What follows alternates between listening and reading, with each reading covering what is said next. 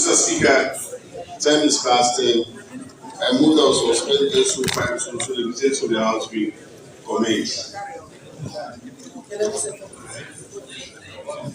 Thank you. Any second to that motion? I so second, Mr. Speaker. Honorable members, all in favor of the motion say aye. Aye. Those against say nay. The ayes have it.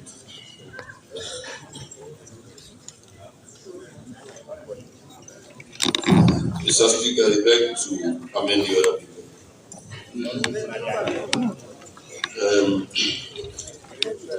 Item 2, votes, records of votes and proceedings.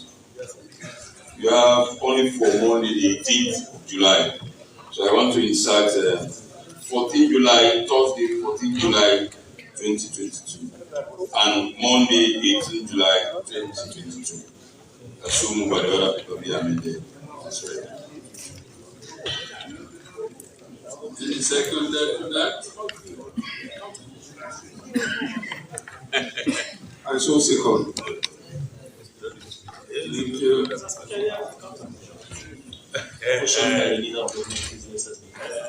Thank you.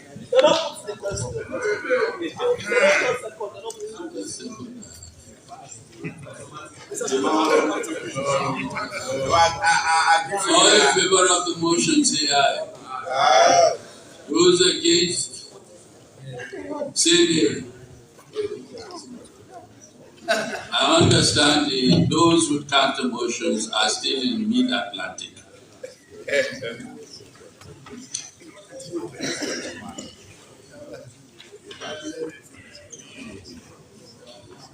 Record of votes and proceedings for Thursday, 14th.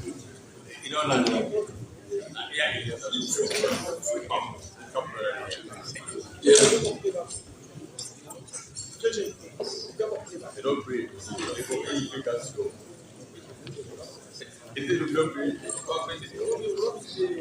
Honorable members, the record of votes and proceedings. We shall start with the 14th of May.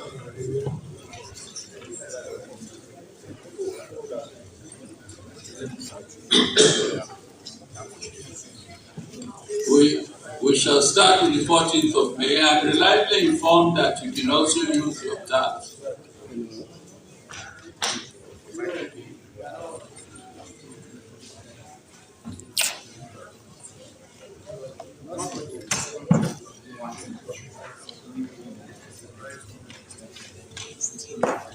In case you don't have hard copies.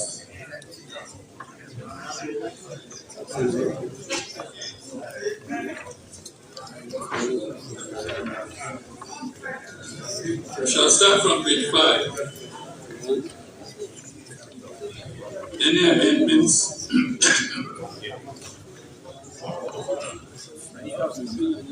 Yeah.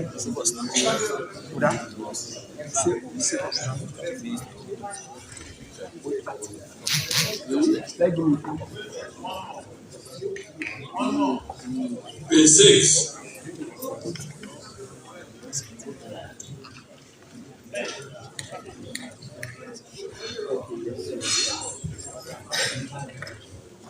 Page 7. Yes, Mr. Speaker. Yes. You cannot.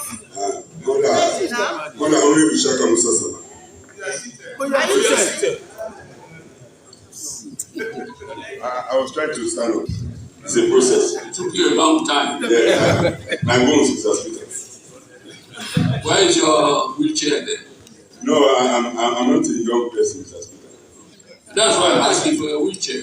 Eh? You don't have a wheelchair, Mr. Speaker. You. I'm not talking about me. I also heard that you don't have a wheelchair, Mr. Speaker. I did not say I was suffering from it. I don't say I cannot move. I move slowly, Mr. Speaker. Thank you. I move slowly. I move. I know you are acting well.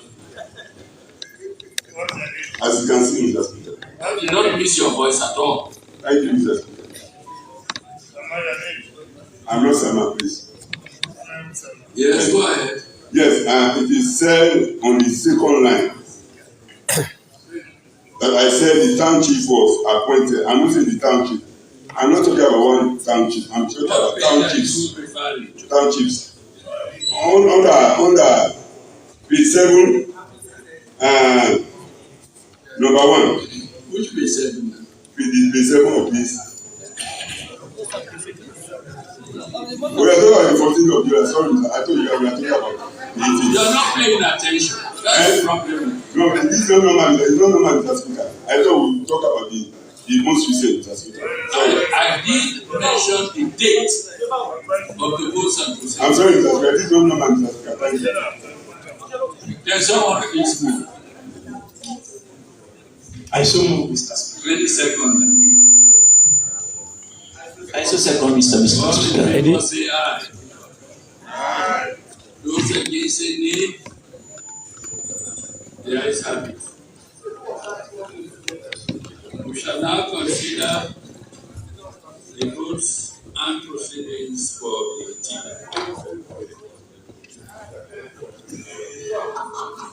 Again, starting from page 5.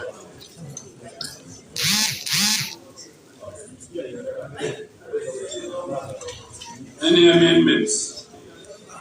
I think, yes. Page 5.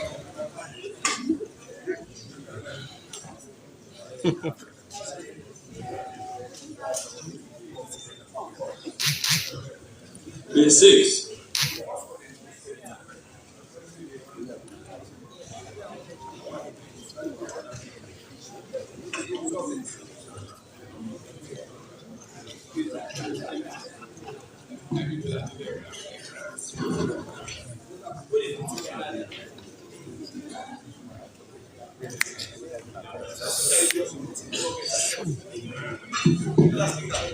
Page 7.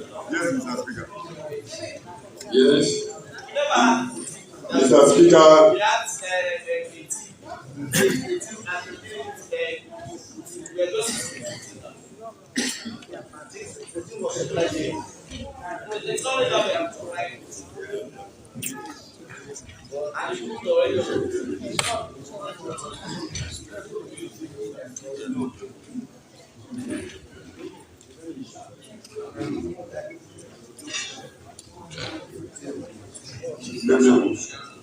Did you check your pigeonhole? Did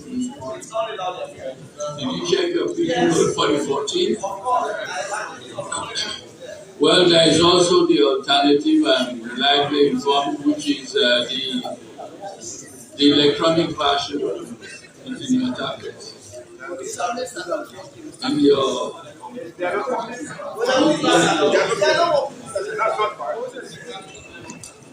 what were you referring to?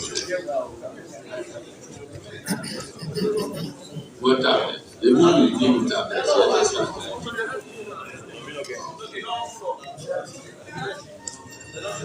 the monitors in front of you. The monitors in front of you, I understand if you know how to operate them. all of them will work.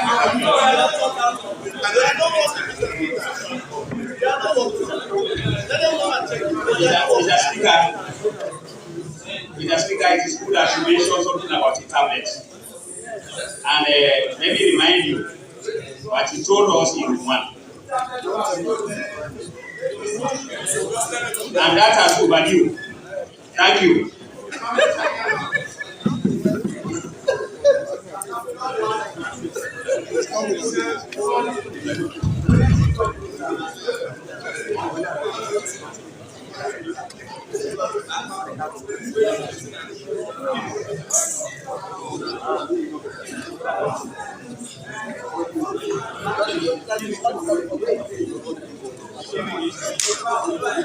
The honorable member from India. What's your amendment? The way of page 7, Mr. Speaker. Mr. Speaker, I said town chiefs in my constituency. I mentioned marine children. My constituency consists of 2 children, Suwa and Marine. I was referring to marine children. It has to be stated here. I I said town chiefs, not a particular case in South Africa. Then again in South Africa, I said certain important things that have not been mentioned. I said we have written several petitions to the DO, the district officer. The district officer is the representative of government and by extension His Excellency the President. I said our people are angry with the government and the president because we massively voted for the president to protect our rights in South Africa. I said those things. It's not indicated there. And he said, I pleaded through you. But he didn't say, or the report didn't say, I pleaded through you to His Excellency the President. That has to be there. I pleaded through you to His Excellency the President. It's not indicated there. The speaker is on the phone. I will wait for it. It matters. They are not the speaker. They are not the speaker.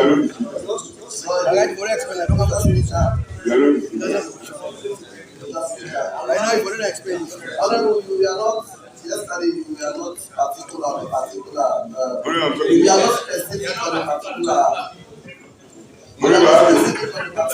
Nigeria, have a potential of the speaker, please. You are talking about your constituency and not a particular. You did not hear me. You did not hear. I was here. I spoke, so take it from me. How is the speaker? Take it from me, please. You are angry with the president. Honorable members, please. Yeah, okay.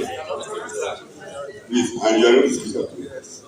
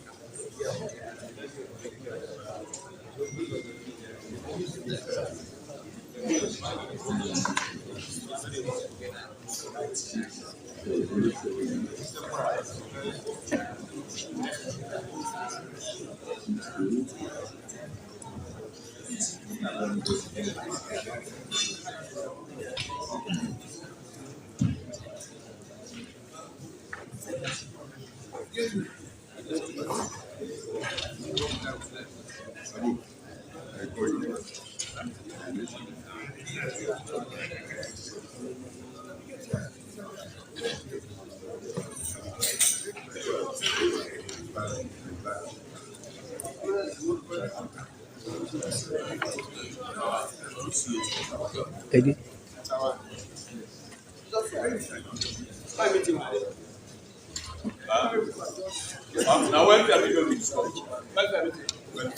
Anyway, leader, I bless you yesterday. I bless you yesterday. Yes. You can't give what I do. Ah.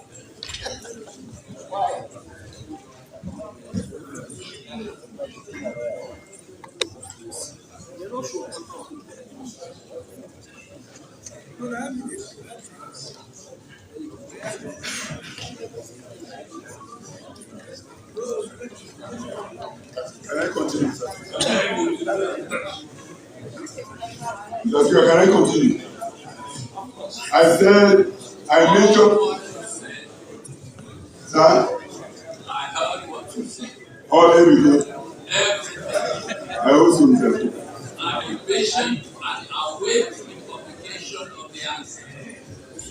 We cannot repeat here everything that should be contained in the answer. This is an abbreviation of the key points that you made. But in the points here are minor, they let me go on the speaker. They read them in the answer. I hope that I hope it's as like it. Thank you.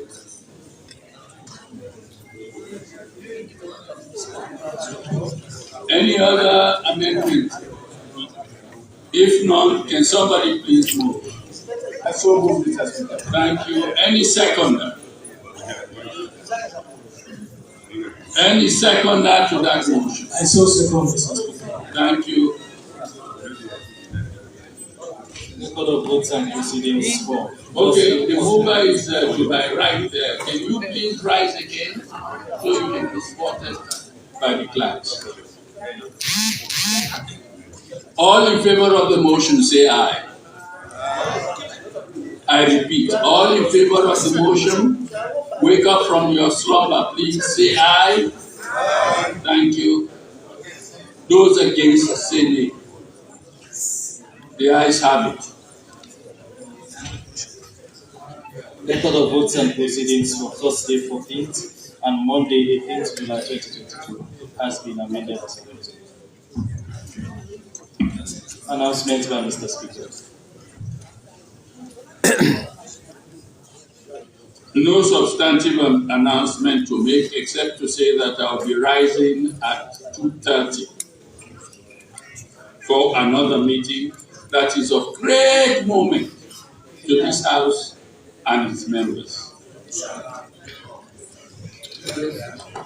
I hope you can read between the lines.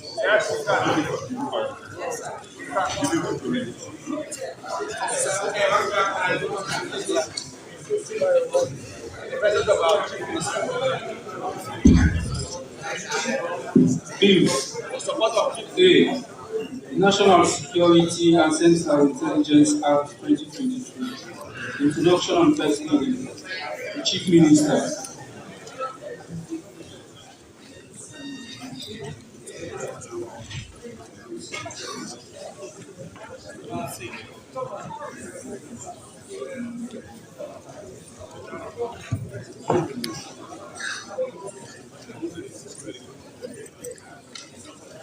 Mr. Speaker, honorable members, I move that the bill entitled National Security and Central Intelligence Act 2022 be read first time.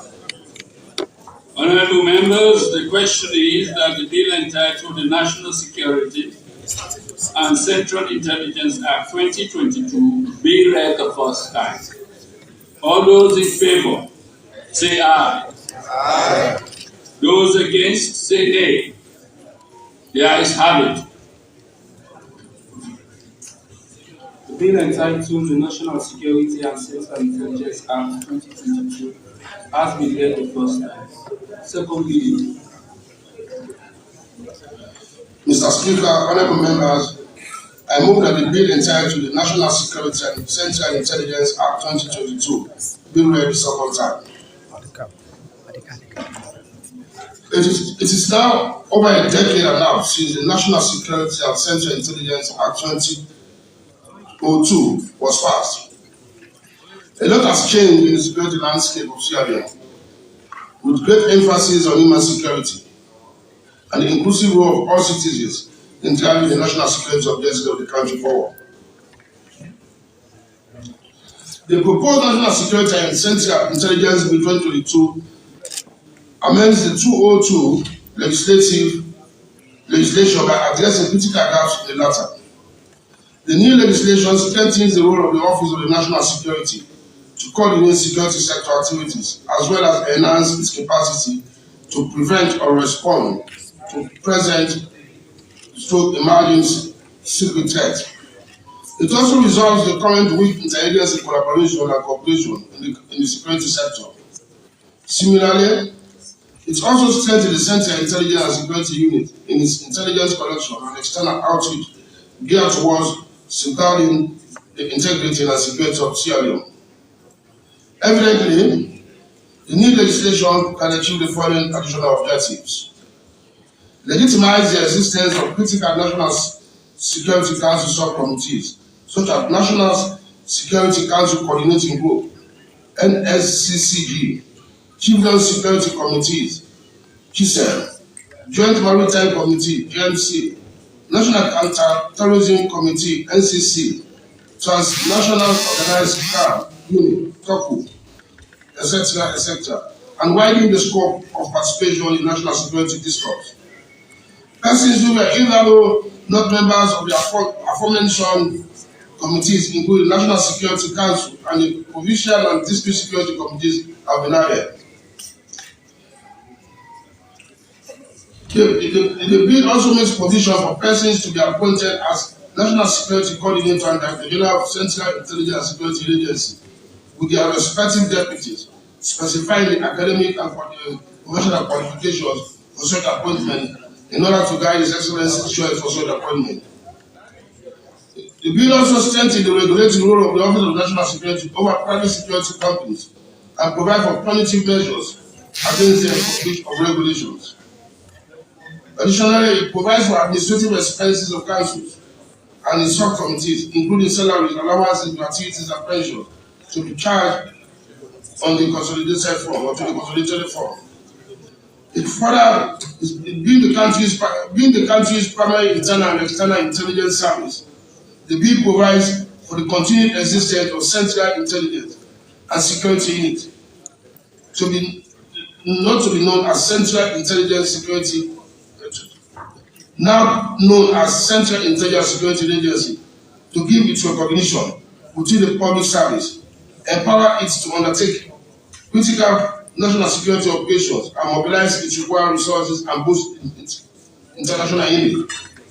In the light of the privileges conferred upon citizens by the Rights to Access Information Act 2013, this legislation proposes to guard against disclosing classified information and sources, information deemed necessary for the maintenance and preservation of national security and information, the disclosure of which will be prejudicial to ongoing investigation or security operations.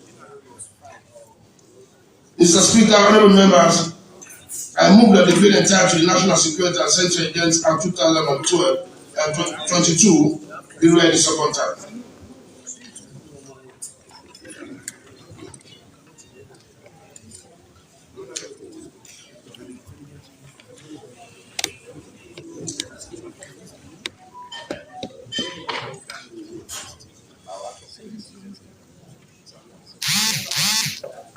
Honorable members, the question is that the bill entitled National Security and Central Intelligence Act 2022 be read the second time.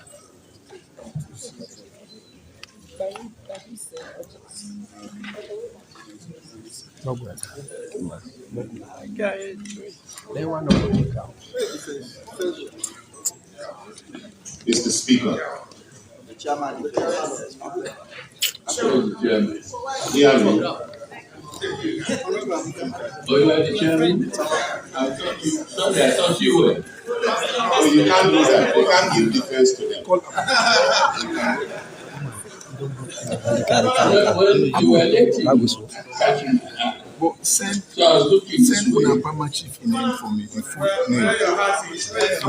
You see, are you deputy to him?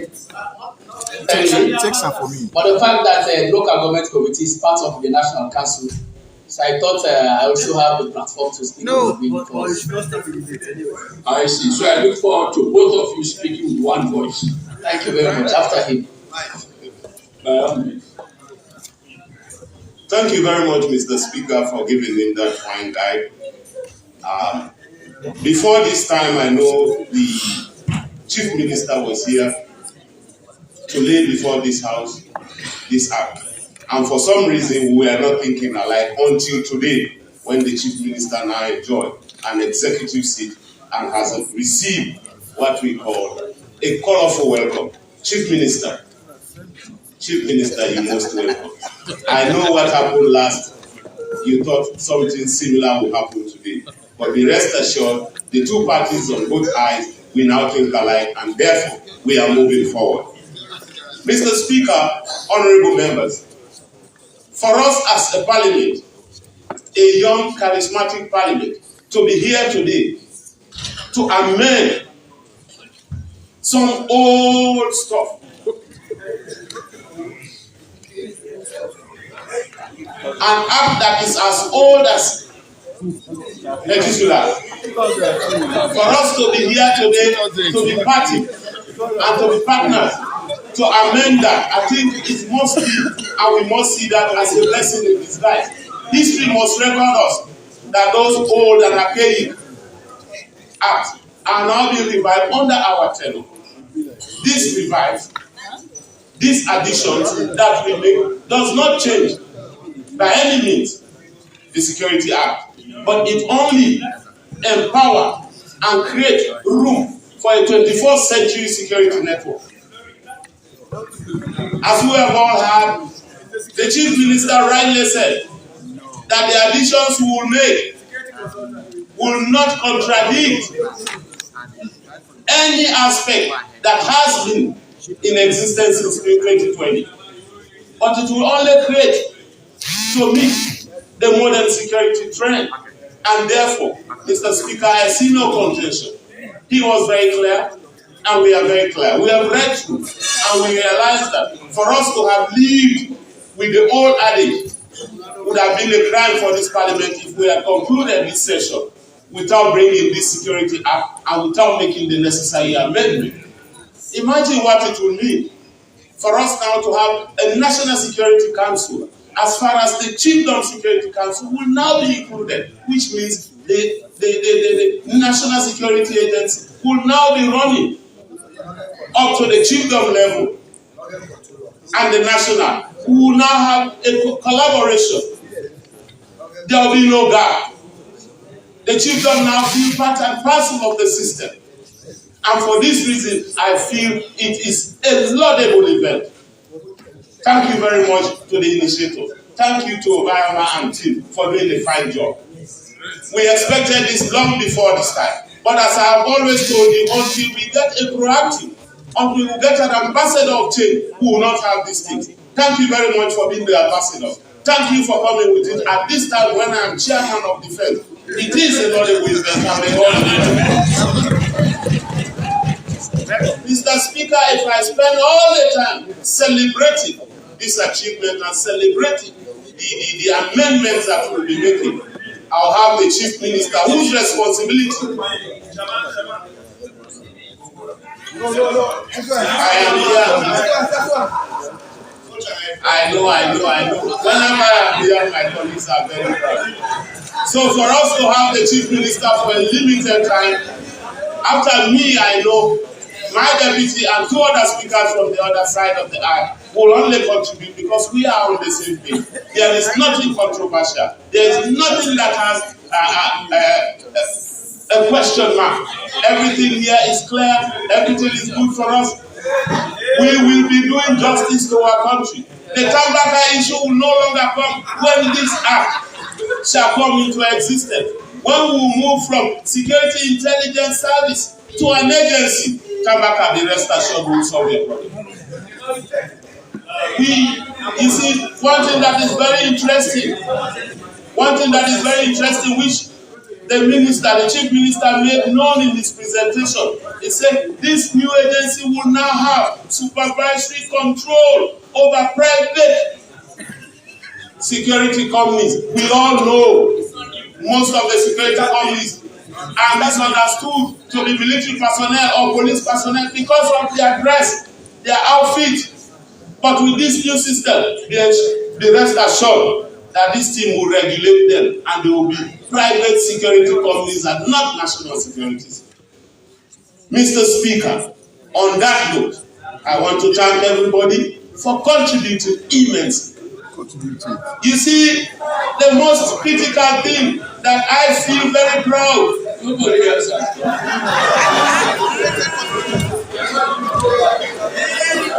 Don't stop me, but I just want the Chief Minister to go back to his job and perform state function. There is one thing I will always want to reiterate here. You have had so much rumor mongering. The social media needs, we always tell you, Yenga is a terrified situation. Yenga as an institution, a town is under attack in most cases. But with this agency established and formed, the thing of Yenga will be addressed at chiefdom level and not even at national security level. So let us have confidence that this new amendment, the additional amendments we will be making, will be good for this country. On that note, Mr. Speaker, I assure you that as long as you sit there, when this shall become an agency in the next few hours, even your home, go to London and stay there the next 3 hours. We'll take care of it. Thank you very much for giving me the audience. Thank you for standing by. And may God deliver us all.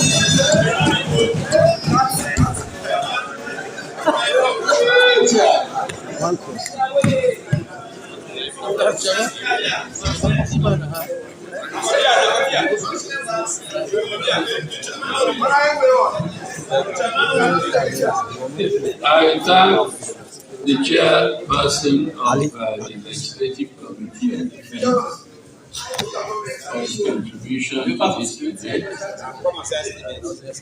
And the second person that I want to recognize is the Honorable from 991, from Kolivi. I don't know whether they'll be a third. But let me make it clear, this is a bill that should attract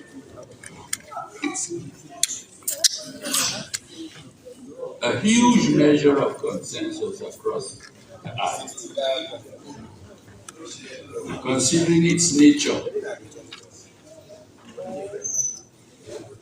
and I'm inviting all of us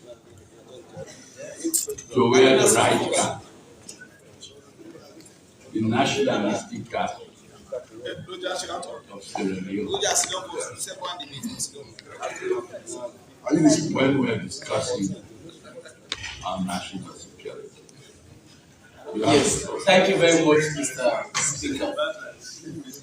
I want to thank the Chairman of Defense for making a very solid debate based on common sense. Yes, but I want to draw his attention to Section 19(1) of the 2002 National Security and Central Intelligence Act. It provides for the regulation and licensing of private securities. So it's not just this bill that is introducing this for the very first time. Mr. Speaker, honorable members, like you called, security issue is not a political issue. It's an issue that requires the attention of all.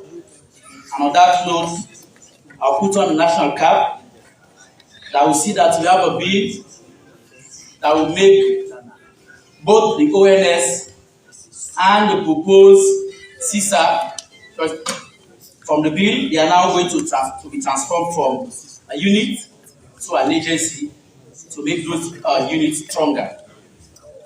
I'm happy that we have this bill before us because the very reason that they are before us is a testament that the CISU and that of the ONS, even though the existence of those structures have not been for the bad reason, but they have been operating without law. Because this is the very first time we are talking about Chiefdom Security Council in the law. It was not in the 2002 Act. ProSec was informed, but we now see many layers which are already in force that we are never provided for in the law. So in other words, they were acting outside the law. Mr. Speaker, honorable members, the minister that is championing this bill is someone I have so much respect for in this government. Because he is just a kind that sees development beyond his area of origin. I'm a living testament. The passion he has for the development of Mero is huge. And that's a testament of exactly how we expect ministers to perform. And I want to commend you. Yes. But he mentioned a whole lot of reasons as to why we have this bill before us. But what he failed to mention is the fact that this bill seeks to transform the CISU to an agency. it fails to clearly spell that out. And when you look at the Public Financial Management Act, Section 108, Mr. Speaker, it is clear on a situation when government wants to establish a new agency. I will read, Mr. Speaker. Mr. Speaker, Mr. Speaker, remember, Section 107 says a subvented agency or an entity in the central government or social security fund may not be established or incorporated except by an act of parliament specifically providing for the establishment of the agency. Mr. Speaker, when it was a unit, it was understandable. We know it's a unit under the awareness. But the fact that this bill seeks to establish a separate agency, which is going to be a standalone agency, it means it has to stand alone with its own bill, with its own governance structure. And that is not provided for in the bill before us. And when you also look at section of the Public Financial Management Act, Section 107(2), it is clear as to the document the minister should present should such situation arise. And it says that when a bill to establish a new subvented agency, other entity in the central government or social security fund is introduced to parliament, the bill shall be accompanied by an opinion of the minister on stating whether the benefits from the establishment outweigh the cost of establishment. The establishment does not cause any financial rule or ceiling under the act, as the case may be. And those information are not available to members of parliament. So Mr. Speaker will be constrained to talk about this bill. But yet, Mr. Speaker, you've called that we put on a national cap. I've just only raised this so that we see how we can adhere to some of these legal provisions. However, Mr. Speaker, I want to draw the attention of the House to certain clauses of the bill. I will not speak like the chairman.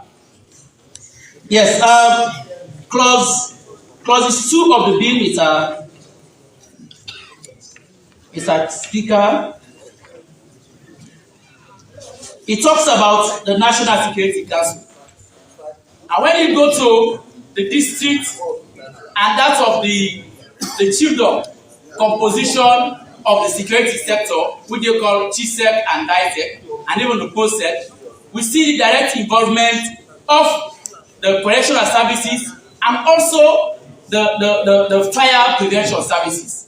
Those are security bodies. They should not be left out at the national platform. We have seen that fire incidents have become a national security threat. And as a result, when issues of short nature are discussed at national level, the head of the fire force, the head of the prison should be seated at the National Council. But we have seen that they have been left out in the National Council. I do hope that they will be considered. Mr. Speaker, clause 11.1. It talks about the Chiefdom Security Council. Mr. Speaker, when we pass laws, they have to be consistent. When we enacted the NDMA Act in 2020 or 2021, there is what they call the Chiefdom Disaster Response Committee. And the MP is seated right there, even though the primary chief chairs, the MP is seated right there, because even as per the Chief Justice Act, the MPs are members of the Chiefdom Development Committee. And security issues are development issues. Why should you have a committee without involving members of parliament? When we are elected as MPs, we do not represent political parties, but rather we represent our people. I often tell my constituents, that's why in my constituency I don't allow a party chairman to ride over me, because in my constituency I represent President Julius Madabio. That's why I'm being paid. I'm representing both APC, except another party. So therefore, I should sit into anybody that has to do development. But MPs have been visibly omitted in the composition of the Chief of Security Council. It's an oversight that even that at least the caucus leaders, the parliamentary caucus leaders, if for number's sake, should sit at even the district security committee so that they can in turn inform their membership of the respective districts. Mr. Speaker, honourable members, I come to the central part 4 of the Act of the bill. That's the Central Intelligence and Security Agency. The agency itself, Mr. Speaker, I can see it's a one-man agency. And for all you know, all of the agencies that we have passed from the National Minerals Agency Act, from the small and medium agency, all the other agencies, we see a special governing body, whether by way of a board or by way of a council, as the case may be. But the bill we have do not clearly speak or tell us a direct relation, supervised relation between the proposed agency and that of the council. And so therefore, that is something we have to also look at. Mr. Speaker, we come to the appointment of the Director General and Deputy Director General, pursuant to clause 18(1) and 21 of the bill before us. Mr. Speaker, when it was a unit, we can understand that the President, pursuant to the Constitution, he has powers to appoint for offices, other offices. We know those that are fall within the Public Service Commission. But when it is an agency, it's not, in other words, even when it's an agency, it has to have the independent power to sue and to be sued. Those powers are not given to this agency. It means it's not a standalone and independent agency. But yet, for the appointment, Mr. Speaker, no members, when the President appoints all Director Generals, those appointments must be subjected to the approval of Parliament. But for the bill before us, the appointments of both the Director General and that of the Deputy are not subjected to the approval of Parliament. When it was a unit, it was provided for. The President can appoint without Parliament. But the fact that it is to be metamorphosed to an agency, those appointments must be subjected to the approval of Parliament. Mr. Speaker, honourable members, the reason is we do not want to see a situation whereby the Public Service Commission is undermined. And that's exactly what this bill is also proposing in the appointment of other staff in clause 30. The appointment of other staff, what the Act proposed, the 2002 Act, is very clear. It is saying that the appointment of other staff should be done by the Public Service Commission on the advice of either the ONS or the Central Intelligence Unit then. But now they are proposing that they are going to appoint without due cost to the Public Service Commission. That is going to undermine the Public Service Commission. And Mr. Speaker, that very act has caused so much discrepancies in the wage bill. That is why you see a director in one agency salary is different from the other agency, because the reputable body, the competent body that is supposed to checkmate employment of employees within the governance structure, their mandate is being taken away by some of these sub-agencies.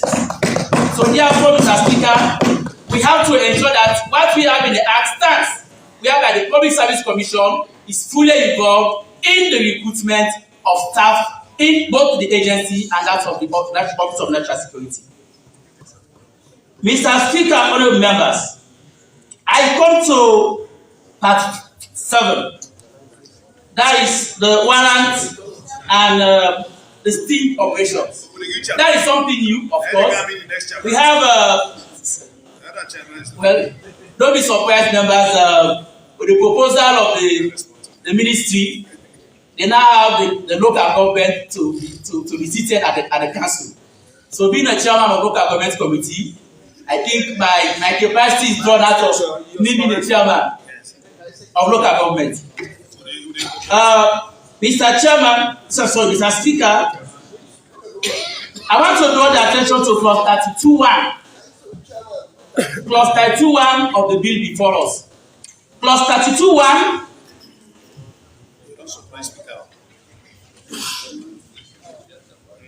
Yes. 32(1), Mr. Speaker, like I said, when we make laws, we must not allow them to conflict each other or one another. Sometime in 2021, we enacted the National Cyber Security and Crimes Act. We enacted it. And we gave powers to that body, which they call a National Computer Security Incident Response Coordinating Center, pursuant to Section 2 of that act, that when it comes to a shot of a computer or a device for any crime-related issue that has to do or that emanates from the use of computer or any other device, that mandate lies in the National Cyber Security and Crimes Act of 2021. And so therefore, we should not give powers to one institution. On the other hand, we also take them using the same legislation. That will be undermined. That particular provision will undermine the acts you have passed in this particular parliament. Mr. Speaker, clause 34 of the act, Mr. Speaker, it says information without warrant.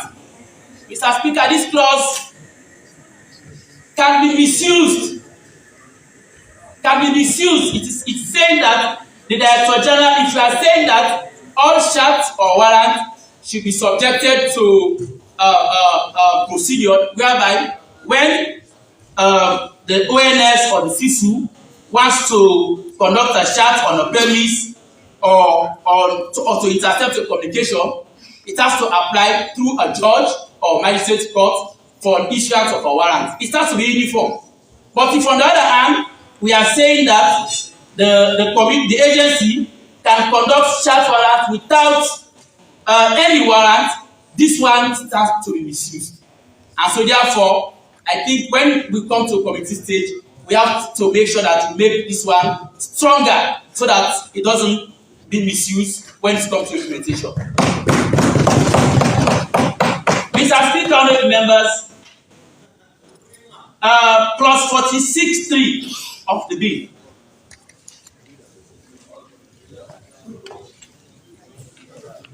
Mr. Speaker, clause 46(3) says no action, suit, or legal proceeding, whether jointly or severally, shall be instituted against the National Security Coordinator, the Director General, Deputy National Security Coordinator, Deputy Director General, or any other employee of the agency or the Office of National Security in respect of any decision taken or act done or omitted to be done in good faith in the performance of any function under this act. Mr. Speaker, honorable members, this is a new clause, but we have seen the arbitrary use of excessive force of our security forces.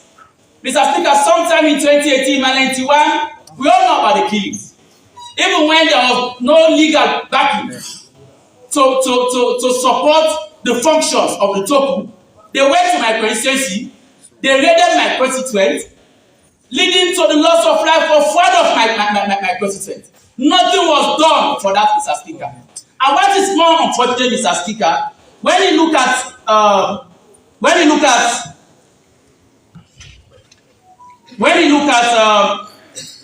there's a section that talks station whereby someone obstructs these bodies in the exercise of their functions. The law is saying that these persons have to be tried in a court of competent jurisdiction, and when found guilty, they should be fined. So why should they be killed?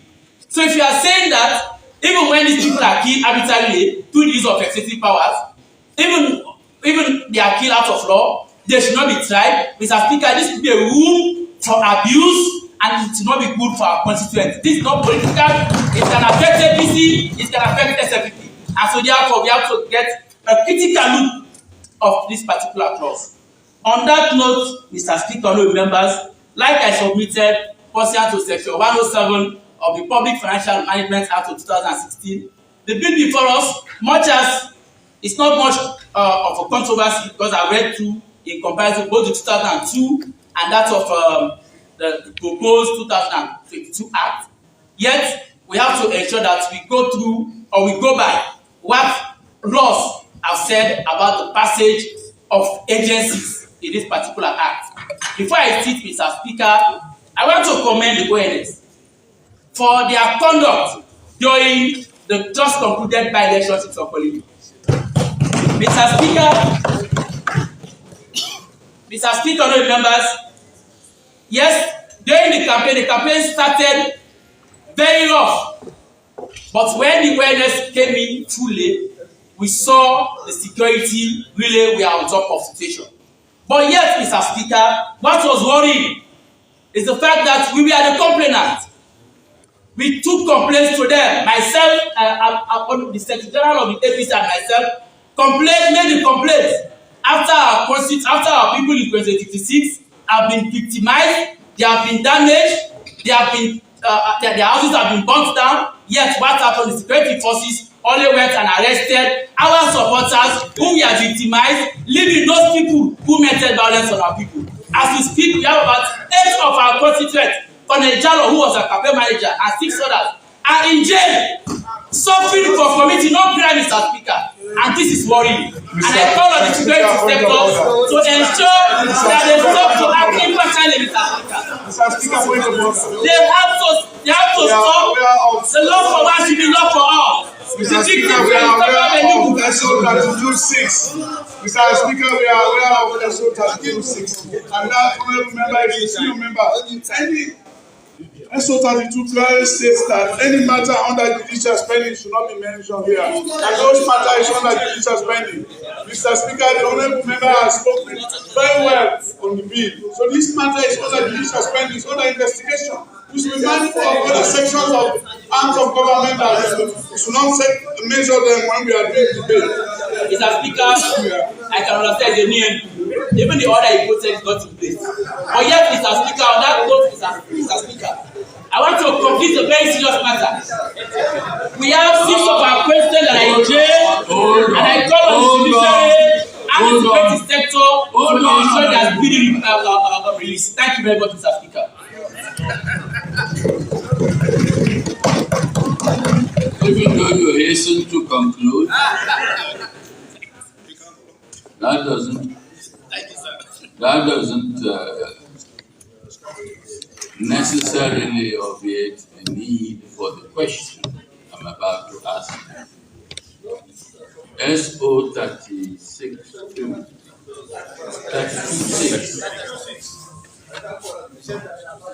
the matter you mentioned, is it pending before any court for determination? Mr. Speaker, I didn't mention the merits of the case. I only raised what transpired between ourselves and the witness. Not to my hearing. I think you overstepped the line, however imperceptible. You overstepped it a little. Noted, Mr. Speaker.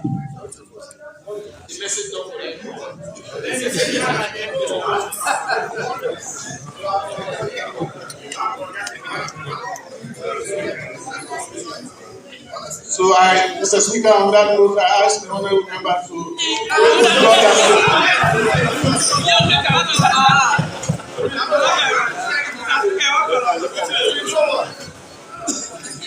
whether it is withdrawn or not, the fact is it's been made. And I need to caution that we respect SO 32-6, all of us. All of us.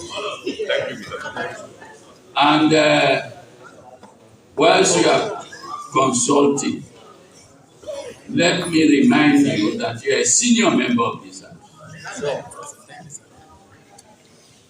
So I would not accept that what you did was inadvertent. It was deliberate and calculated. And it should never be repeated. Mr. Speaker, thank you for that statement. So, Mr. Speaker, if that is your ruling, can you then ask those who enter the vote and proceedings not to quote that particular section that it was wrongly quoted? It should be expunged from the vote and proceedings. Yes, I just so ruled. Thank you. And on that note, Mr. Speaker, I was enjoying the No, on that note, so I failed to move SO 5. So I now move that it's past 12 to SO 5 to be suspended. So the business of the house will continue. any second that I saw second, Mr.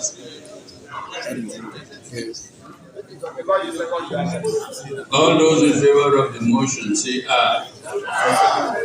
Those against say nay. The ayes have it. Before I call on any other speaker, the last speaker made a point, a very, very pertinent point. I think he referred to one or two, no, beyond that.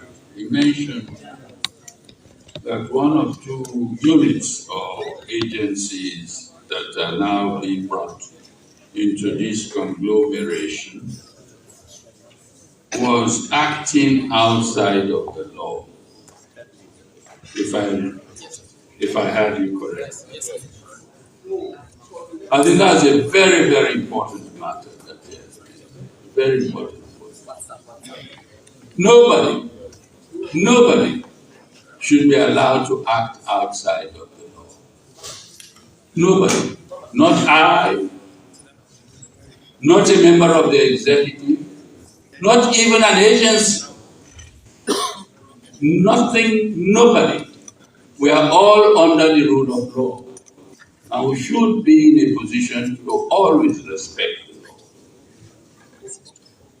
So frankly, I was concerned if what you say is true, that we had an agency in the country acting outside of the law, whose remit was completely outside of the law. I think Parliament should be concerned about that kind of situation. Therefore, I hope we're going to look at this bill very censoriously to ensure that if there was a gap in the law and an agency was acting outside the law, that should never happen again.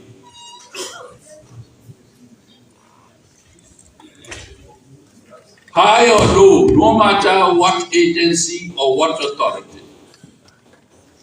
you must act within the remit of the law. Yeah, but Mr. Speaker, can we ascertain which agency was he referring to? He mentioned it. But all the more reason why I am admonishing the Parliament when the bill goes to committee when we commit this to the legislative, that careful attention be paid to ensure that if it was true before, it will not be true under this. You want me to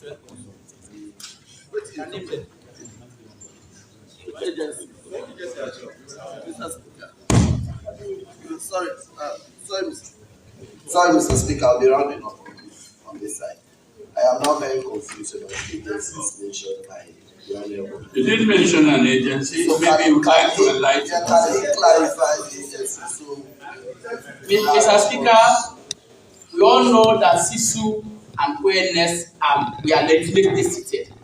But there are bodies that we are functioning within those agencies which are now being brought before us, that have been in operation, that we are never provided for in the Act. For example, like the toku. It is not by law. It is not in the 2002 Act, but it is now here. And others. And other layers. Okay, So why do you bring them into this? No, you them too.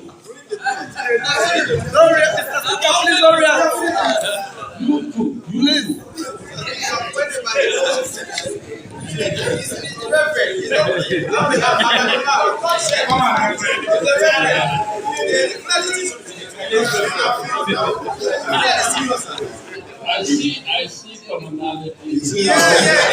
Mr. Speaker, you structured, you rotated some MPs. The other day I told you that. Thank you for reminding. Thank you. By tomorrow you will see what will happen.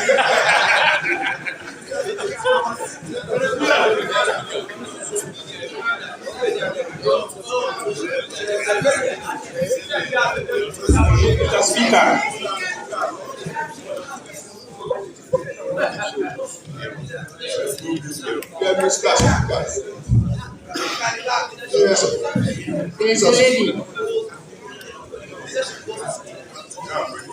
Mr. Speaker, I should add my voice to the debate on Trump. The memorandum of objects and reasons for which this National Security and Intelligence Act is being succinctly articulated by the Chief Minister and of course the ONS and the Central Intelligence is to a large extent being progressive and justifiable. Notwithstanding, I rise to dilate on few salient issues to guide them in the context of making modification. And comparatively with that of the Parent Act, you will agree with me that with regards to structural arrangement, there are 11 in the context of the National Security Unit composition committee. There are about 11 members, and the reason why you will agree with me that indeed this act is to a large extent progressive. Now the composition of this act, the proposed act, you find out that there are 21 members of the Council Committee, the National Security Council Committee. You will agree with me that is a big progress, and there are obvious reasons in the context of security networking why that body is being enlarged. You will agree with me, indeed, that anything that has to do with security, national security, it is to a large extent multi-sectorial within the stream of bringing together in terms of coordination and networking other ministries and agencies, because we are talking about national security agencies being tasked solely with the collection, gathering, and analysis of security intelligence matter. Therefore, you need the cooperation, the coordination, and the involvement of other sectors. It should not only be one ministry or two ministries. And that is the more reason why in the act, you agree with me, that they now included the office of the chief minister, they have other ministries. But I made an observation on that. I see the need for them to also add the office of the chief advisor to the president. You take note of that. There is a need for you to have the office of the chief advisor to be added in a group. Fine. I agree with my colleague MP from, I think it's by 91, on the composition of the district security committees. The absence of the member of parliament, quite frankly, I disagree with the drafter of this act. There is a dire need for the involvement of the sitting MP to be included on the district security committee, the children committee. I want you to look into that, and if that is done, then that will be fine for us. Again, another modification I may want to bring to your attention. I made an observation from the act. I see the silence of the issue of, but before I go into that, because we are engaged in the security matter, I just want to touch it. And it is true that I have worked with the head of the ONS. I know. I want to caution my colleagues. I want to caution my colleagues on both sides. I have worked with National Security Agency in the foreign country. Issue bothering in Nigeria. The National Security Agency issues bothering on national security. It was not normally discussed in the open. Therefore, I just want to caution, there are certain issues that I believe deliberately are being silent on even the proposed act. Yes, but one or two issues I want to bring to their attention has to do with espionage. The issue of espionage, the drafter, you take into consideration the issue of espionage, the issue of espionage, then the issue of cyber attack, in particular on election, and those are issues that you need to bring into play. But there's some issues that relates to cross-border issues. You need to bring into play also, take note of them. Then there is also an issue of immigration, which is very much important in terms of national security, information gathering, collection. You know, take into consideration. You have to be very sensitive to the work of immigration. But this border on funding, and I believe that government should be in the position to provide the requisite or the basic funding to the office of the ONS, at least so that it is capacitated to do their work. If that is done, then we will be proud of a very good security act. But in the absence of funding, adequate funding, then because security matter is capital intensive, make no mistake about it. I only hope that this government will be in the position to invest huge amounts of money on security matters. Yes, that one is very much important that we should take note of it. There are so many issues, salient issues, that I am constrained to highlight them here. As I have told you, anything that has to do with national security, sometimes we make violence over them. Yes. Issues that has to do with counterintelligence, these are issues I know they deliberately being absent, even in the proposed bill. I know it is for very obvious reason, but they imply. But one thing I may want to provoke your sensibility to, I'm talking about the drafter of this act. Yes.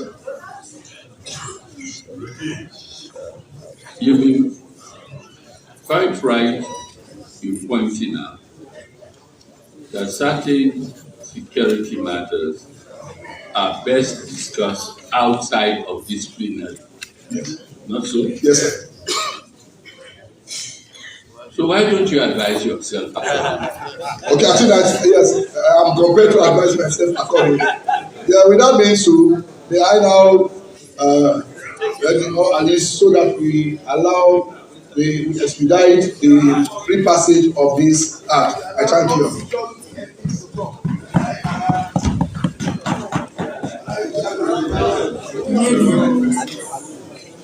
Let me listen to the Parliament Chief member.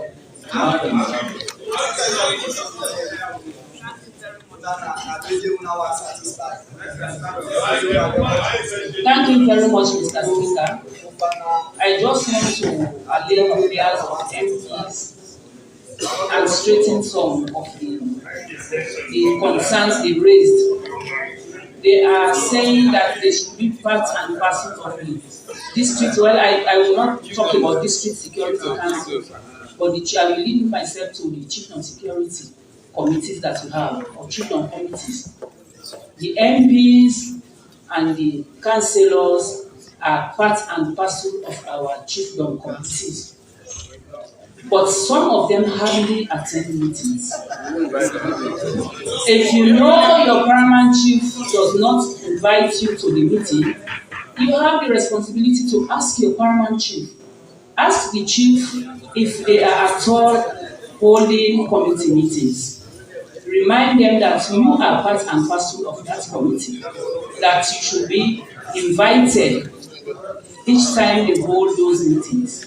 So I think you are just taking yourselves out of the committee because you know you are part and parcel of that committee.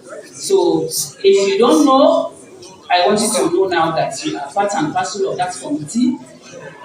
Each time your paramount chief holds a meeting and does not invite you, make sure you ask that person at that paramount chief. Remind him or her that you should be invited. That is all I want to say, Mr. Speaker, thank you very much. Yeah, Mr. Speaker, Honorable Paramount Chief Member, I don't know, but my understanding of that point raised by the member is that whilst they accept that MPs are by definition members of the Chiefdom Committee, now that we are creating a security architecture at Chiefdom level, they want to be a statutory member of that security. That is what is operating, Mr. Speaker. But then the Act says so. Okay. Let there be express provision for it. But that is what not for them to become members by invitation. No. What I'm saying, each time we have meeting, they send invitation to all members of that committee. I think we should go beyond an invitation. No. Most of you know you are part and parcel of that committee. They know it. Just check read through the act. Chieftaincy Act. Okay, I think, as I said, we'll be committing this bill to the legislative committee. And that issue. Next lady. Let me take another lady. Yes. Thank you, Mr. Speaker. Mr. Speaker, honorable members. I remember in 2020, possibly I think in February 14 at Bank Complex or here, I remember this House adopted the resolution 1425 that talks about women's peace and security, which was passed by the Security Council in the year 2000. This automatically has given Sierra Leone the obligation, the right to involve women in security matters. You know, the resolution 1425 is really good, not only for the security of women, not only for women, but for the country as a whole. Over the years, we've seen things happening and women playing a very pivotal role in terms of giving out information for issues relating to security matters. Looking at part 2 of this bill, part 2, number 2, that talks about the composition of the National Security Council. When you look at the composition, it went on and on to S, and it talks about the social welfare, the youth, the Ministry of Youth, but it didn't involve the Ministry of Gender and Children's Affairs. They are also very important, and I believe when we go to privilege or at the committee level, we'll be able to involve that particular ministry here. Going further, looking at page 18, section 10, looking at the composition, plus 10, looking at the composition of the District Security Committee. When you look at the composition, when you look at the national composition of the Security Council, then you look at the composition of the district, you find out that the Youth Affairs Ministry is captured here.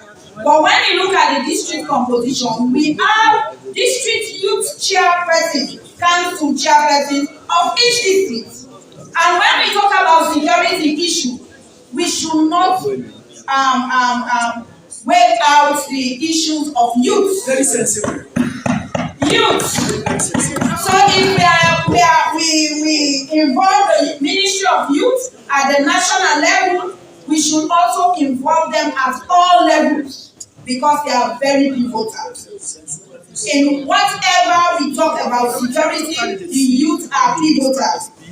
I will also add here that the women too, when you look at, there is a place they talk about, say G, clause 10G talks about 2 persons nominated by the chairman after consultation with other members. You start asking, who are these 2 persons? I know, yes, whenever you ask the men to nominate 2 persons, they will go and nominate other men. They leave out the women. And I'm telling you, Mr. Speaker, honorable members, we should not underrate women in terms of security. During the war, most of us know the role the women played during the war. And the role they played during the war, that is why today most of us are sitting here. Absolutely. So we should not leave the women out in terms of composition of committees, even at the chiefdom level. Now, when you look at this, it says 2 persons nominated by chairman after consulting with the other members. They should say at least one of them should be a woman.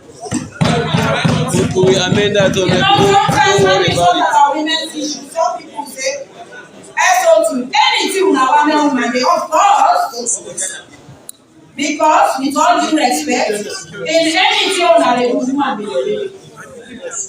So in anything we do, especially security is the lifeblood of any country. In anything we are doing, if there is no security, no, we will not succeed. And women, youths, these 2 categories or these 2 constituents, these are people that makes a nation laugh or cry because they provide vital information in terms of security. Let me give you this. At times, women, people say, don't say it.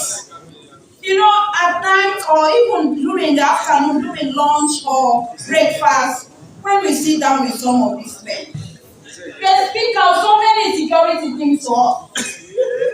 Sure, some men, when they are gone, they are so enjoying. They will speak out something we the women will take and give. Yes. So if you want to remove women out of security issues, you are making a very big mistake. No, we are not fighting. Can you say that again? We are not fighting. Something that they give and you keep. We are very important for every security issues at all levels. From the national level, they are very important. So please, I'm not begging.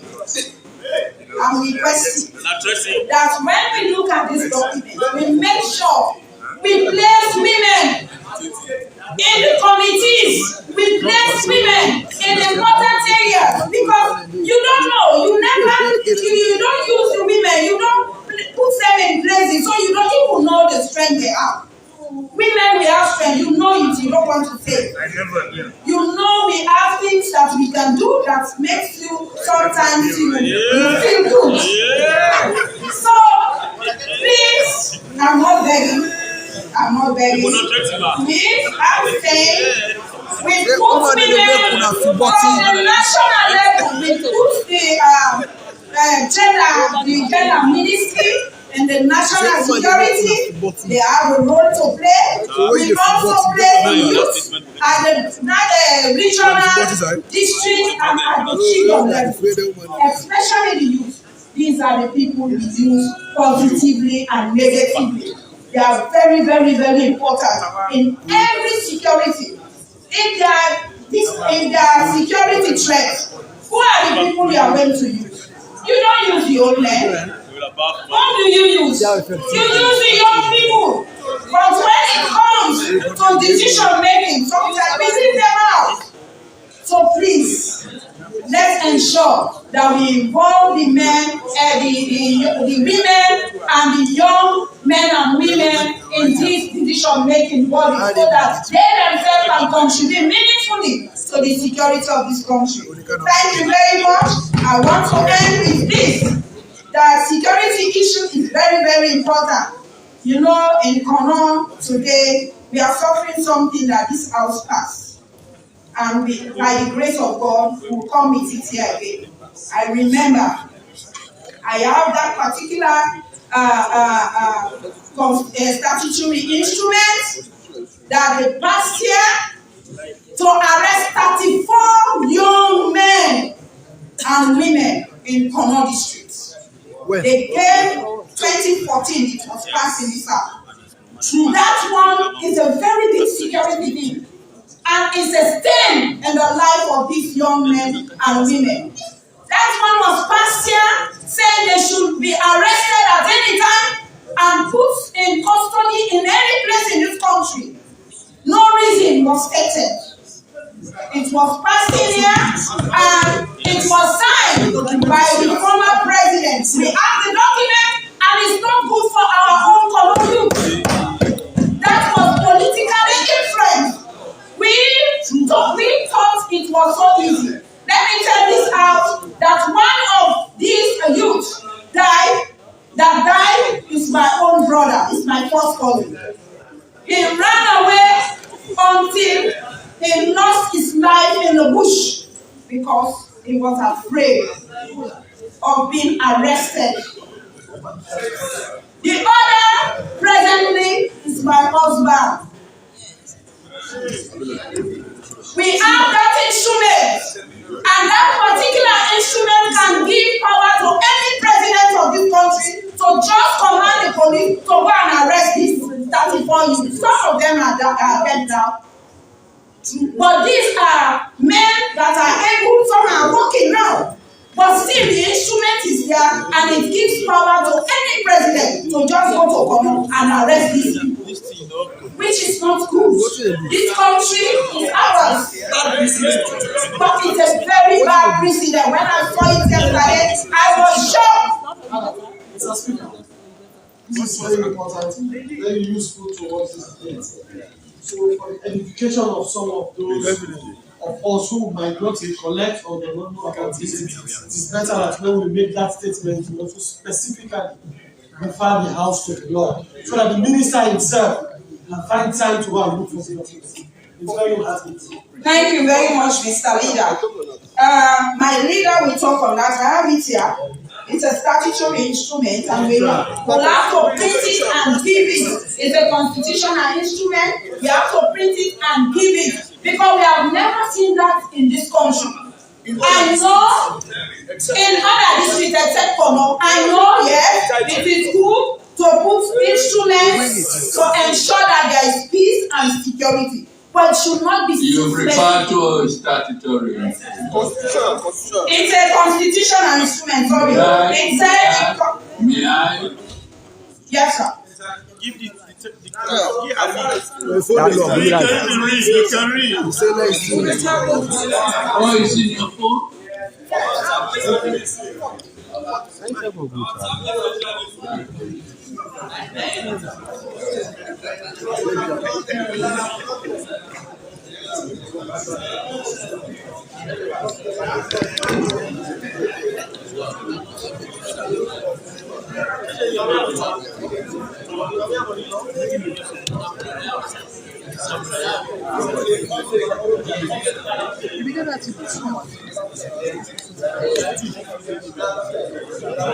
Honorable members, it is a public emergency detention order of 2014.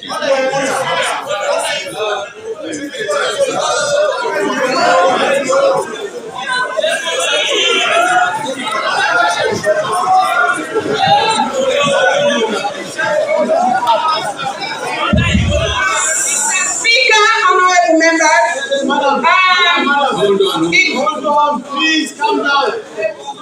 Mr. Speaker, for the edification of this House and the public, it is good for this House to know that all public emergency orders expired with the state of emergency then. So it is no more in existence. Yeah. Very important.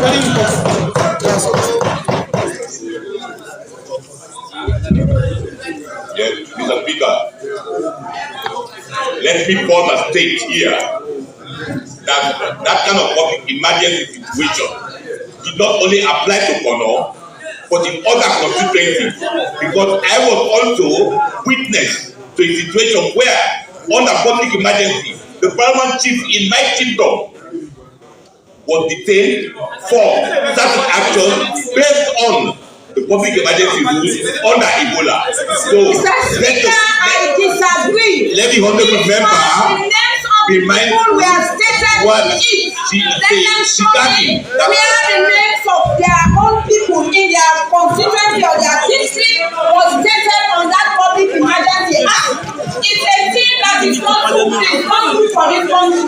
It's just our own people, from not to be specific, 34 youths. 34 youths.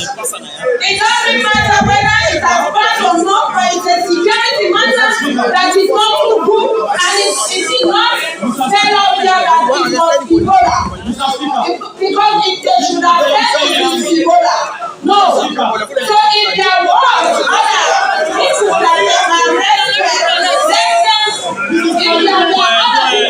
arrested, let them provide that evidence for us here. But I'm talking because it involves our own people and our husband. This is Parliament. The honorable member also behaved in a similar manner during the last contribution. When people rise, more so leaders, it is better we give space. She did the same thing the last time. You don't speak with emotions in the house. This is a house of lawmaking. I know what Mr. Speaker, this is a house of lawmaking. Emotions should not help us.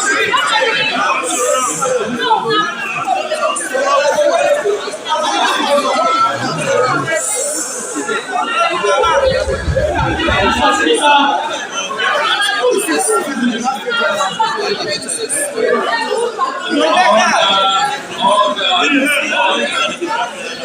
you see, we have to be very calm in this house. We are leaders. We should not talk like we are not leaders. We have to be calm. However emotional we are, it is good we control our emotions. All of us are leaders. All members of Parliament.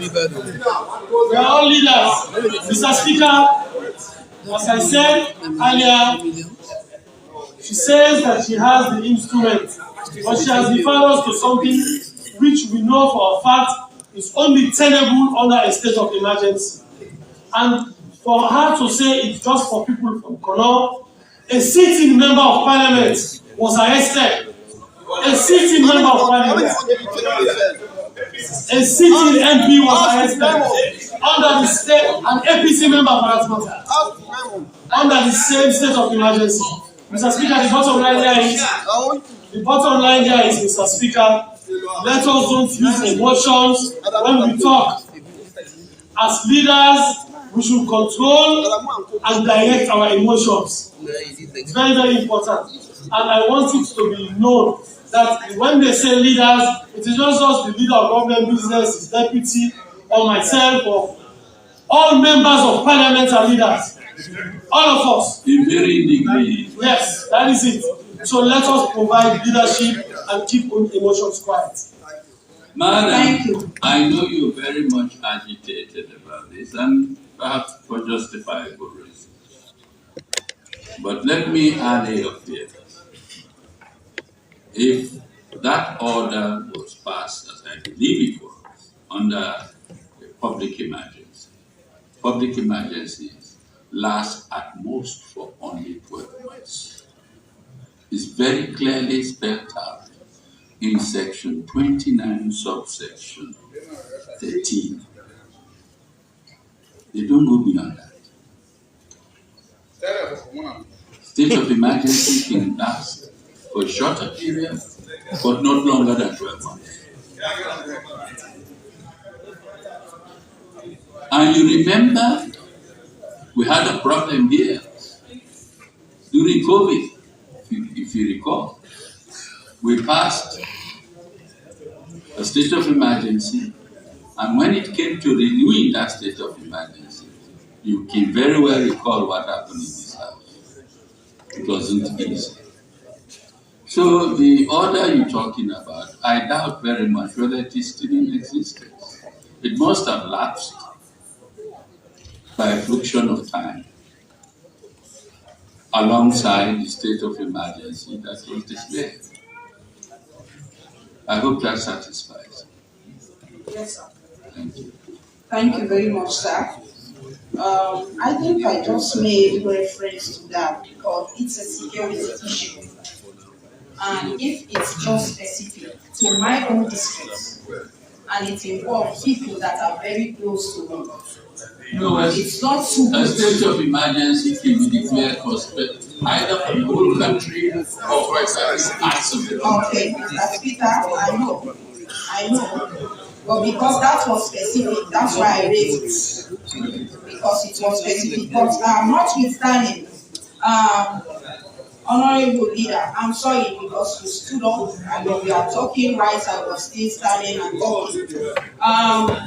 If we maintain that in this well of parliament to all leaders, it will be good. To all leaders. If we maintain that to all leaders, it will be good for all of us. Coming back and rounding up on the issues I was saying about women and youth, we have to be very careful how we do some of these structures to put in women and youth because they really play a very pivotal role in terms of intelligence, in terms of handling security matters, in terms of handling conflict. Sometimes the youth are mostly the people that they use. So if they are not seated in these committees, in these structures to take decisions and also pass on information to their peers, it will not organ well. So I'm saying here when we go down to the committee of privilege level, let's look at it critically and see how we include this category of people, women and youth in the security bill. Thank you very much.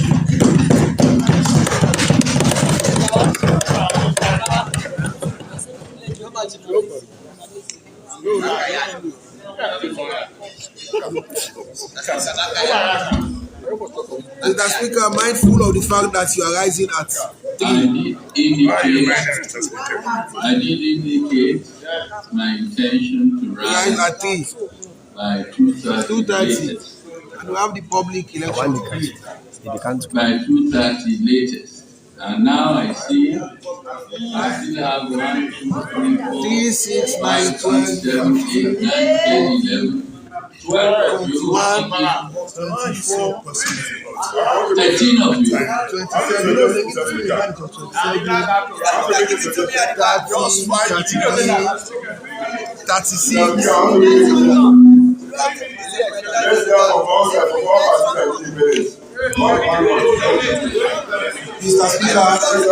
36. Mr. Speaker, if you give 3 minutes from the members that are standing out, it is 36 minutes. 3 minutes and it is already 20 to 1. So by the time we are contributing, 3 minutes. Thank you very much, Mr. Speaker. Mr. Speaker, please record it. Yeah, Mr. Speaker, it's good that we are. Let's start now. Thank you, Mr. Speaker, it's good that we are reviewing this after 10 years. A lot of things have happened within 10 years. So it's good that we are reviewing this act to make provisions for past experience, recent experience, Mr. Speaker. I see very good provisions here. They are good, and we need to pass this act to ensure that we have a better security system, Mr. Speaker. So without proper security, we cannot have the economic development or the stability that we deserve, Mr. Speaker. And we are not short of good laws, Mr. Speaker. What we have had the problem we have had in the past is the implementation of these laws, Mr. Speaker. I hope with a new national coordinator of the security the ONS, we can see a lot of improvement in the operations of our ONS. Is it one for John? And all other bodies that were established under this act. I want to suggest that we should not only be interested in acting when security threats exist in Africa. There's a link between national security and good governance at chief levels in Africa. We should not wait for trouble to ferment before we intervene in Africa. When human rights are abused anywhere, that should be a threat to national security. I want to see an ONS as very active and listening to us complaints from ordinary journalists in Africa. When I read the act, there's the provision for the chairman, who is the president, to invite persons to the deliberations of the council in Africa. And sometimes it's not enough for the council to just receive reports. Some reports are doctored, some are manufactured, some are sponsored. It's good to have minority reports. When a report is made to the council or to any security apparatus, it is good for the person of interest to be invited so that the council or the body can get the other side. 1 minute more. There are always 2 or 3 sides to the story. But sometimes reports are written, falsified reports, and actions are taken based on those reports. That will just create more insecurity in South Africa. I want to appeal to this house. Let's look through this act and make the necessary corrections to make sure that we have the very good one. A lot of concerns have been raised. They are valid and we have to take them on board. I saw the war cabinet in South Africa. But under the definition, there is no definition for war cabinet. We know we have a cabinet of ministers. When we talk about war cabinet, I want when we go to the committee stage for us to have a proper definition of war cabinet. Maybe we could even change that name war cabinet because it may create some negative impression. We don't hope to get any war. What is the war cabinet? We have to look at that again, Mr. Speaker. And I want to appeal that we really work on. Time is up. War cabinet. Or to describe a committee of the cabinet.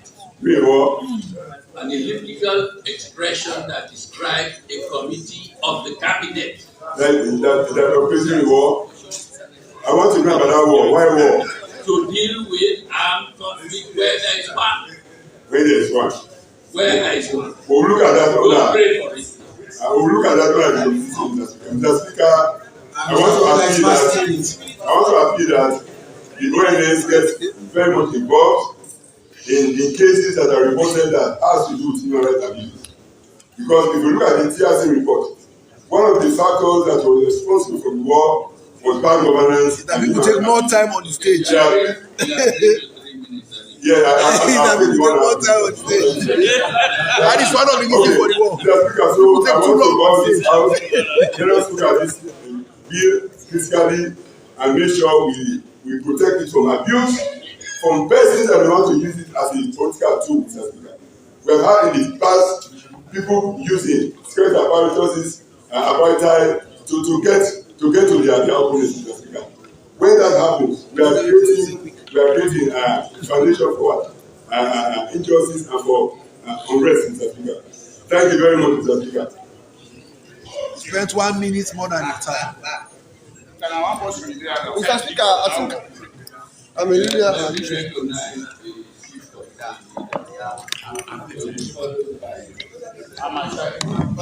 There is no more C4C. You are ignored. Why?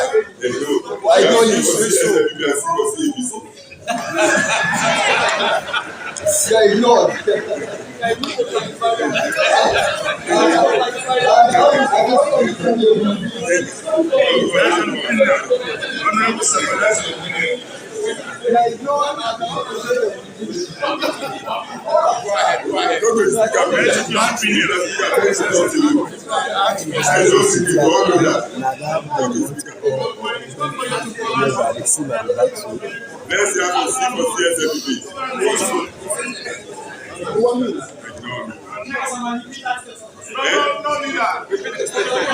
Let's have a C4C ABC.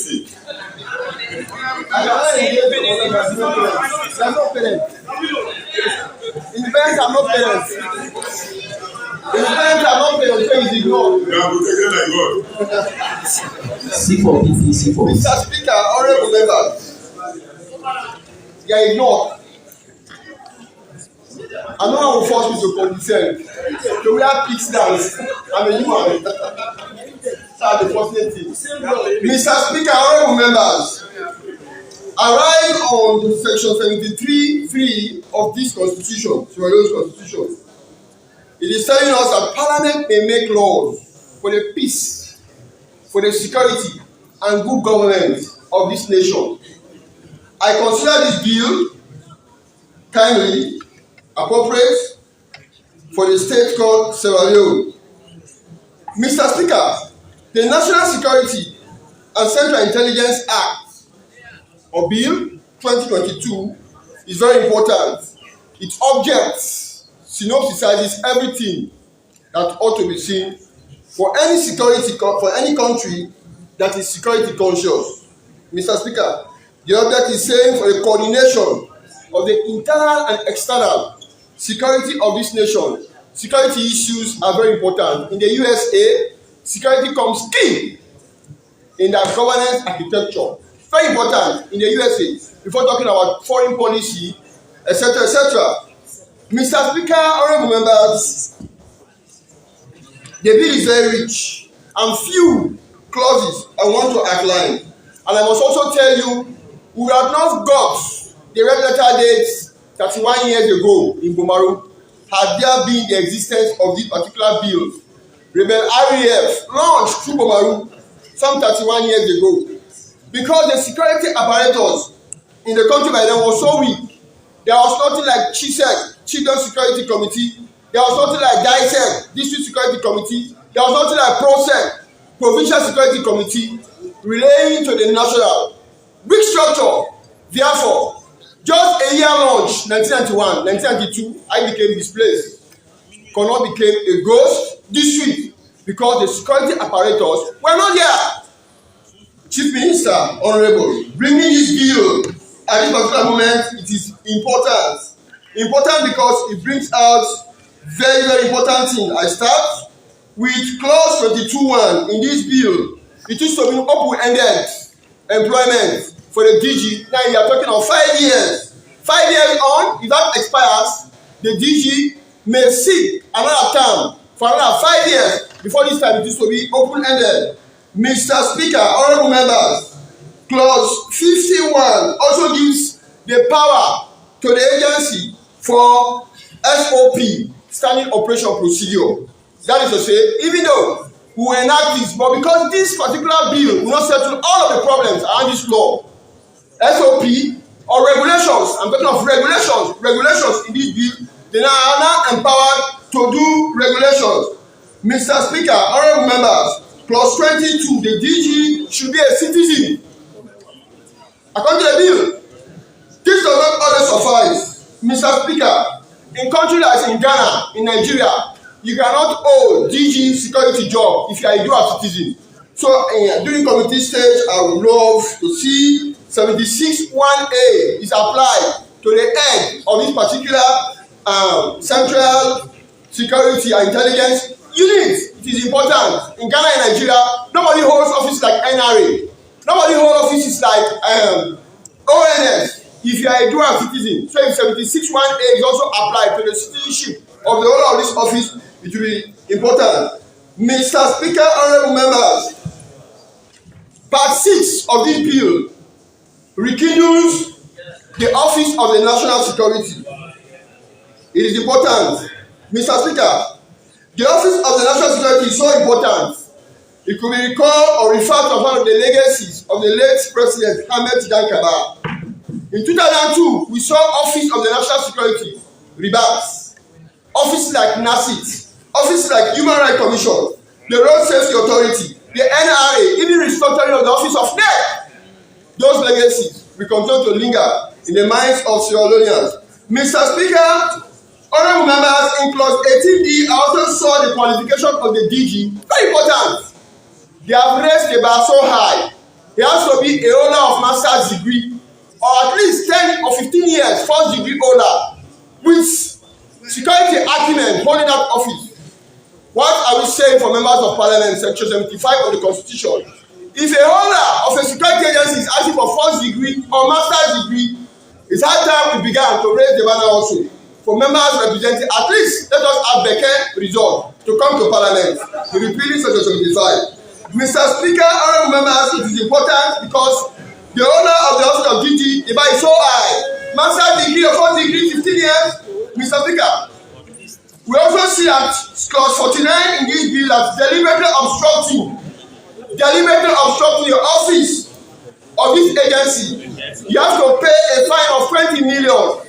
I'll call upon the piloter, the chief minister of this bill, to take note of the new currency. Instead of 20 million, begin to talk of 20,000 euros for this fine. So take note during committee stage. We now have a new currency. Mr. Speaker, or a fine that tells you that no one has the right to obstruct or serve as an impediment to the owner or to employees of this particular agency while executing their duty. Mr. Speaker, honorable members, clause 10, clause 11 of this bill, clearly I see a conspicuous attempt to forget about the women. I'm a male champion in this parliament, pushing the effort of women to be seen and to be heard for not only elective position, but even non-elective position that women should hold it. When you look at clause 10, clause 11, the pilot of the bill, I call you now, pilot of the bill, that you cut a page from the Local Government Act, specifically section 95, 2D of the Local Government Act. Look at the structure of the work committee. They are saying at least 10 members of that committee, not less than 5 should be women. I'm not saying that in the formation of the security architecture should be 50-50%, no, but at least let 30% be given to the women. You not know the importance of women as far as security details are concerned. It is very important. They can meander, they can mix the opposite sex, and the necessary information they ought to dig up, they can get it. So bringing them in the architecture, at least 30%, making it compulsory for women of substance, not only of circumstance, substantial women. It is important that we see it. Mr. Speaker, honorable members, now legally, Chisek can work. I used to be chairman for DICEC at the district or district, whilst I was a public servant, not a politician. Before the comeback of the DOs, CAs and deputy CAs were in charge as far as security meetings were concerned, and Chisek was not recognized. In this bill, Chief and Security Committee bringing them to life legally to operate, I must commend the Chief Minister for bringing decentralization to life. All in all, I acknowledge the fact that this bill will not settle all of the lacunas ongoing now in the old one, but because they now have power according to clause 50 to do regulations, I think I will commend the pilot of this bill for bringing such to this house. What the honourable member was saying, honourable from 29, I must reiterate that it can be painful. I'm not sure if any district in this country was designed against a constitutional instrument. Constitutional instrument, 34 youth. You begin to surprise, what did they do by then? What did they do? No crime. I'm talking of Adamu and Co. 34 of them. A constitutional instrument for a whole district. You can imagine, I was engaged. And I believe like, what actually did they do? No crimes, no, they are security threat. They should be arrested. They spent 9 months at the maximum prison in this country. With whipping. We wept. They weren't brought out. Constitutional instrument, no statutory. Constitutional instrument against innocent youth. They suffered in pain, they suffered in peril. I understand. In the state of emergency, the president or the executive has power to do whatever, and no door should be shut before. I understand what section 29 is saying, 3 to 13 in the Constitution alone. But the pain that lady was feeling was that even her husband was among those many peaceful youths who were arrested. We suffered pain. And I wept along with her while she was weeping for those painful days. In 2008, 2014 again, when mine workers rose for pay rise, I cannot tell you how many were massacred. Today they are in the world beyond. Pain! They paid us so much. So bringing this, we want to know actually where should this agency's power should have been moderated. Mr. Speaker, honorable members, I thank the pilot of the bill and I thank members of the Office of ONS for renewing and replacing those obsolete and old parts. There was no resmin in the bill. Today it is alive. Yes, DOs are now alive in the chairing of this meeting. So it's like they are moving with times. I must commend you. And I urge that by the time we go to committee stage, that those gray area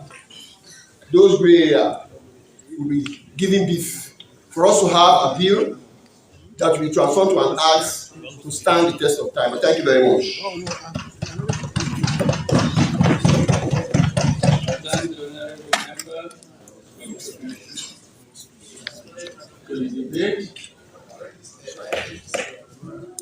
Mr. Speaker.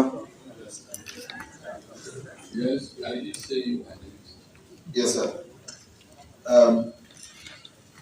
In 2015, the man I represent here was arrested under the same state of emergency, though he was a member of parliament, and he was charged to court. And of course, the man I replaced. Yes. Yes. And sadly, he was also my uncle, so we felt the same pain.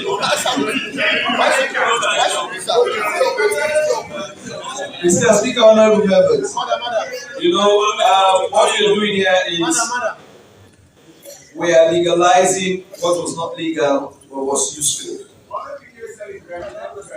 I want to thank those who hold those institutions together whilst they were not legal. For us in Cambia, the paramount chief here has been a pivotal role in having the dissect working. And though some of us were not legal members, but we were briefed adequately on the operations of dissect. And that has helped us so greatly in uniting our different interests in the district and also in pushing security issues. Dr. Rice from Cambia. Mr. Speaker, you know, one of the things that is a bit we need to look at in this bill is the fact that we say the Director General must not be political. It must be apolitical in 19C. But when you go to 18C, it says it must not be an holder of a position in a political party. That is a bit controversial. It means I can be a member of a political party as long as I'm not carrying any position. I am also qualified to be the Director General. I think we need to look at that one. It's a bit controversial in itself. But Mr. Speaker, in all of this, we see an opportunity in which our security sector will work not just on the Kingdom Keda, but also we hope at the end of all of this, we have a situation in which the excessive force used by our security apparatus will be reduced. Just a few days ago, the honorable member from Tamaka was explaining the situation that occurred in Tamaka, and the chairman defense was also accepting that act of the military in Tamaka was also a misuse of security intelligence. I am sure with this we will address some of those issues.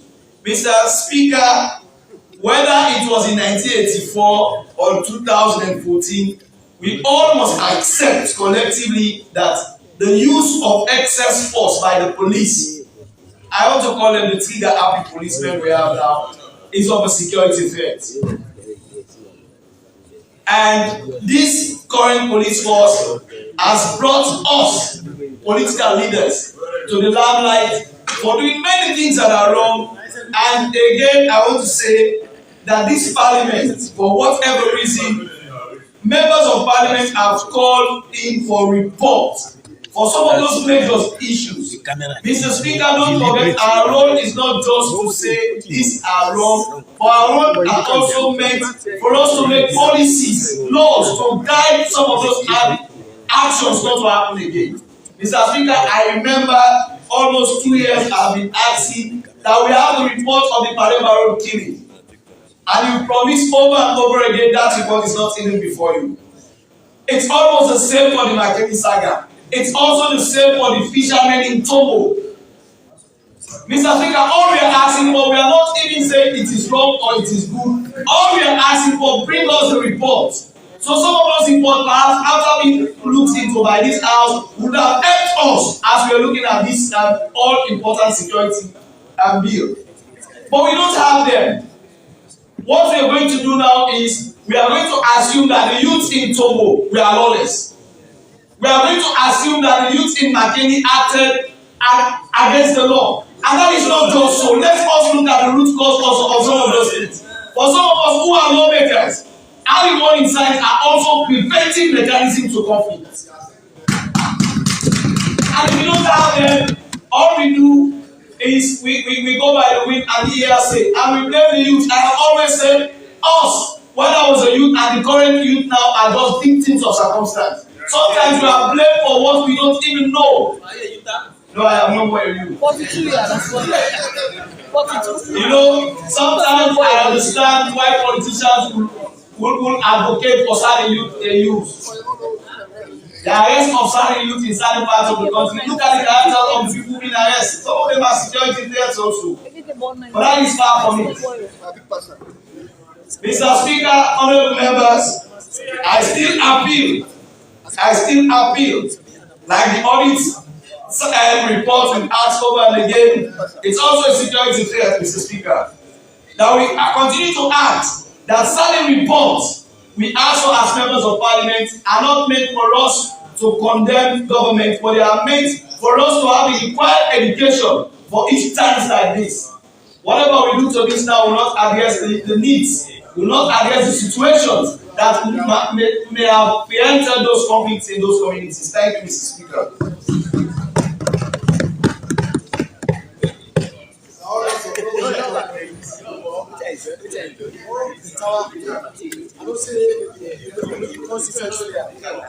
I recognize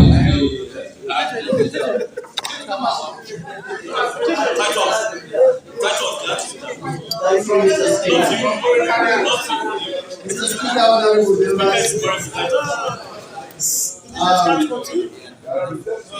as usual,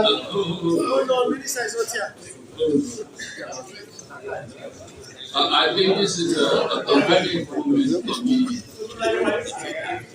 I don't know what it is. But you stand barricade down for 5 minutes.